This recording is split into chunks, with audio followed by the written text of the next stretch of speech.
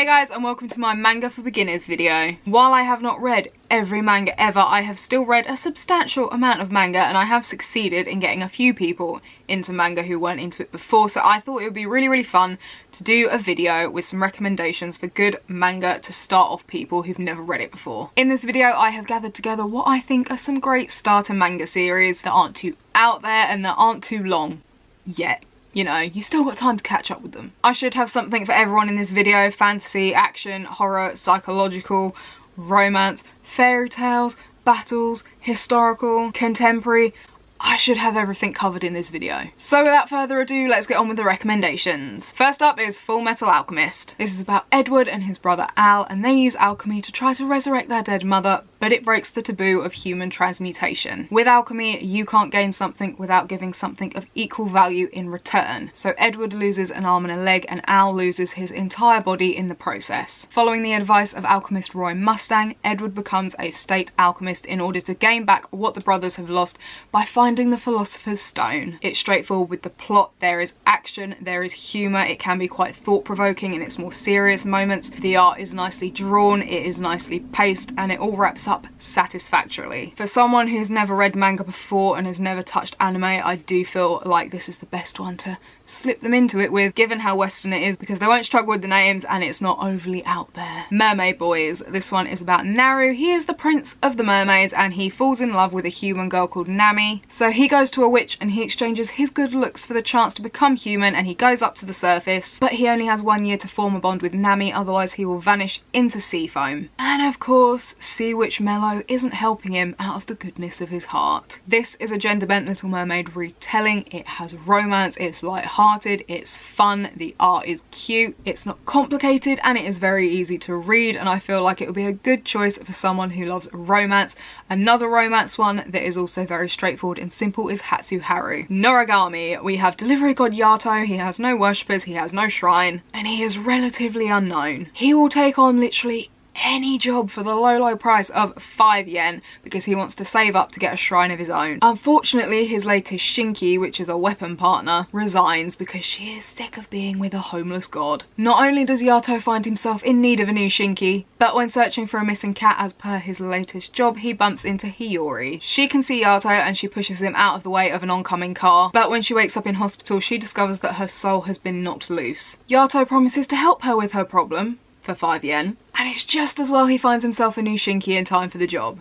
A very rebellious Shinki, but it's still a Shinki. This is another one that's not overly confusing. We have Yato, who's trying to make a name for himself, trying to make his way in the world, and he just wants a shrine, people. He just wants a shrine. I feel like Yato's character has a lot of depth to him, and you do see him kind of grow up and change a little bit as he spends more time with Hiyori. And I really love how we get more of his backstory with his father and with the stray. It's a great source of intrigue along with the other stuff that goes on. There's more and more of it brought in. There's more mystery, there's more intrigue, there's lots to find out and know about the other characters. There's a very interesting cast of characters, not only Hiyori and his Shinki Yuki, but with some of the other gods and goddesses that you see throughout this as well. This has a nice pace to it. There is action, there are gods and goddesses, there is mystery, there is tension, and there is some romance too. If you're after something a little bit supernatural, then this is definitely the one for you. And it's set in modern day Japan, and again, not too out there. The Case Study of Vanitas. Our main character Noe heads to 19th century Paris. He is on the hunt for the Book of Vanitas, which is a cursed grimoire that was created by the vampire Vanitas, who was hated by his own kind. Fuck me, that was really difficult to say. Why? A vampire attack leads Noe to meet Vanitas, who is a doctor specialising in vampires and is a completely ordinary human. Vanitas inherited the name and the infamous grimoire and uses said grimoire to help his patients. But there's something a little bit sinister behind his kind demeanour. Thanks to meeting Vanitas, Noe finds himself thrust into a conflict between humans and vampires. But will Noe throw his lot in with the curious yet slightly unbalanced Vanitas and his quest to save vampire kind? This is set in 19th century Paris. It is steampunk. We have vampires. The art is completely freaking gorgeous, both on the covers and inside it is so nicely detailed. The storytelling is rich, the plot is rich, there are super interesting characters that you want to find out more about. There's a lot of intrigue and mystery, and there is action. There are lots of different plot threads, and there is a ton to keep you occupied. And because of the Paris setting, much like with Fullmetal Alchemist, I feel like this is another one that would be easy to slip into reading if you've never touched manga and anime before. Your Name. In Your Name we have two characters. We have Mitsuha. She is a high school student living in the countryside, but she's not really loving the countryside life and she'd rather live in the city. And then we have Taki, who is another high school student. He lives in Tokyo and he's working as a part-timer at a restaurant. The two of them start to have weird dreams where, you know, Mitsuha is a young man living in the city and Taki is a female student attending school in the countryside. But what exactly is the secret behind the dreams? This one is 3 volumes. I find it's really nicely paced. It wrapped everything up really well. The characters are relatable and interesting. The art was pleasing. It's set in modern day Japan and I really loved how the settings were drawn. I remember very, very clearly being surprised by this because it has some reveals and takes some turns that I wasn't expecting, but I was thoroughly intrigued throughout, and I feel like this one's a really great shout for someone starting in manga. Because it's only 3 volumes, it's not that big of a commitment. It's modern day Japan and the story isn't too out there, but it has a lot to keep you interested in reading. The Heroic Legend of Arslan. We have Prince Arslan. He is heir to the throne, but his kingdom of Past is betrayed by one of our own and it is taken over by warrior fanatics from Lusitania. Arslan escapes and he begins to assemble a group of 5 allies. We have a priestess, we have a minstrel, we have an exiled warrior, and we have an artist who is very, very good at strategy along with his attendant. This is historical, it's battle heavy, there's a lot of strategy, the battle scenes are epically drawn. Along with the action, we also have a lot of mystery thanks to Silver Mask and his identity, along with various other things. There is a lot to keep you reading. It is very, very straightforward plot-wise. It's basically Arslan's journey to take his throne back and how he meets the people that are going to help him do it and how he unravels the mystery of who exactly he is. I also really love the tactics and the strategy behind this because there are lots of moments that have you cheering and clapping, but most importantly, Arslan is a really great character and you get to see him grow and develop and grow up. Plus all of the other supporting characters are an interesting bunch. They have some interesting banter and each one is quite different from the other. Seraph of the End. We have a worldwide pandemic that kills pretty much everyone over the age of 13 and the vampires decide to take advantage of this chaos and they come crawling up from their little lair underground to take over and to enslave the surviving humans and use them as livestock. Yu and his family attempt to escape to the surface, but Yu is unfortunately the only survivor, and when he makes it to the surface he comes into contact with the Moon Demon Company. Yu wants to join the Moon Demon Company in order to get revenge for his family, but in order to do so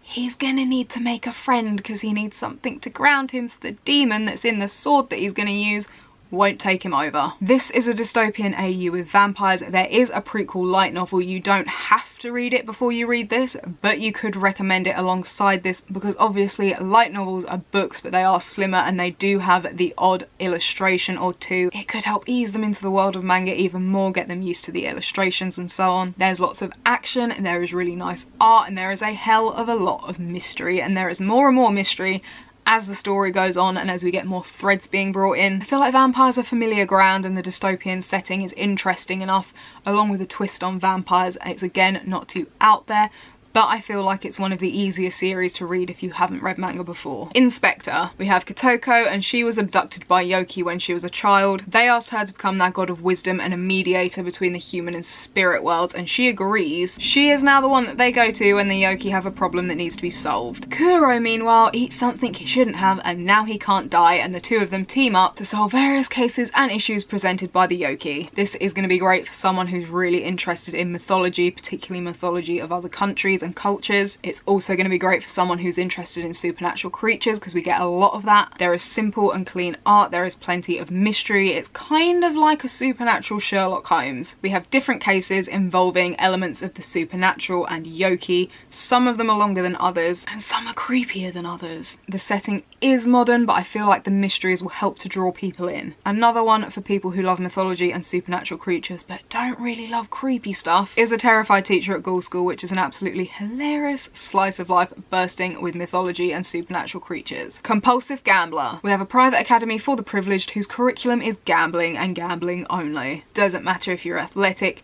Doesn't matter if you're smart. All that matters is reading your opponent and the art of the deal. The winners live like kings and the losers live as house pets who are basically slaves to the winners. But when Yumiko arrives, she upsets the status quo. This one's set in a boarding school, it's psychological, the art is very, very interesting and it's very well done because they look all nice and normal, but when it comes to gambling they suddenly get very ugly and twisted. There's obviously a lot of gambling and the series does teach you about the various different card games and other games that you can play, but most importantly the gambling makes the volumes so tense, and the higher the stakes are, the tenser you are as you're reading, because it becomes swiftly apparent that our main character is not safe and she's not guaranteed to win every single time. There are some mystery elements involved, there are some interesting and morally grey characters. This is an easy one to start with because it's modern, it's straightforward, and I feel like the tension will definitely draw people in no matter what their other thoughts might be. The Royal Tutor. We have Heine, he is called in by his old friend Victor, who is the King of Gransreich, to become the Royal Tutor to his 4 sons.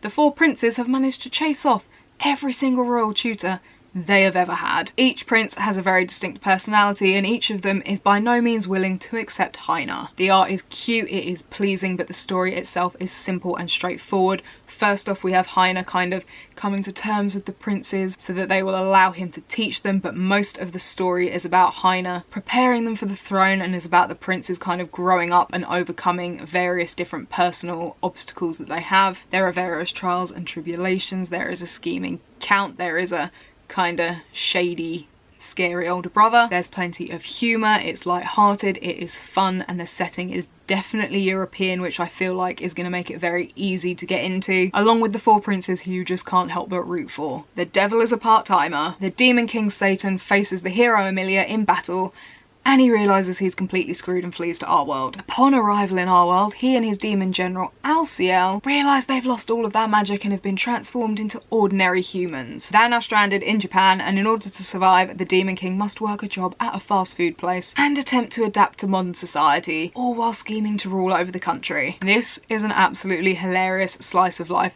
but with a twist. We have fantasy elements in the magic and in the world that we get thrown back to during the flashbacks, among other things, but there is plenty of humour to this and I personally chuckle so much when I'm reading this. I feel like this is going to draw people in with the modern Japanese setting, but also with the fantasy elements and the cute character art, and mostly with the humour. Not to mention the mystery that starts to well up the more we read. The Sigh of the Dead. In this one we have Marie Antoinette. She is heading to Versailles to marry King Louis, but she gets attacked by zombies on her way there. She dies. The only person who does survive is her twin brother Albert. He has been her body double for pretty much her entire life, and he takes her place as the man who would be king. This is dark, it's gruesome at points, but it is certainly intriguing. History has been wonderfully twisted. It is brilliantly drawn, there's a nice amount of detail, but the character art is deceptively cute, although that is offset by the very, very gruesome zombies. We have a main character that's kind of hard to trust, but definitely has a darker side than expected. There is historical elements to it, there are actual historical people. This one is absolutely full of intrigue and mystery so far, and I feel like the historical elements along with the Paris setting and the Western names will make this one very easy to get into,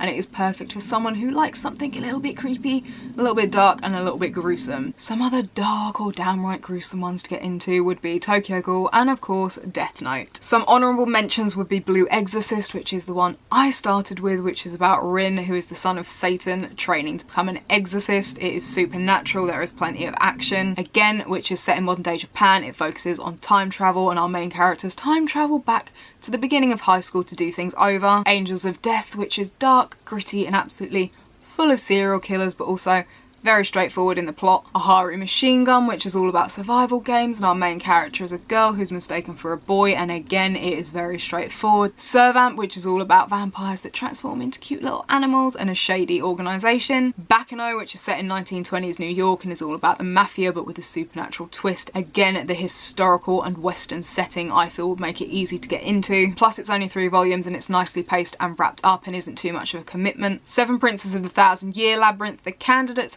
for Emperor have to basically get out of the labyrinth. There is action, there is mystery, and there's even a light bit of murder and very cute character art. But again, straightforward, simple plot. I hope you guys have enjoyed this video, and I hope you found a manga that will help you or someone that you know get started into the world of manga. Let me know down below which of these is your favourite or which you are planning to read. I will link all of my social media down below so you can come and chat to me on Twitter. For more similar content, feel free to hit that subscribe button, and I'll see you guys next video.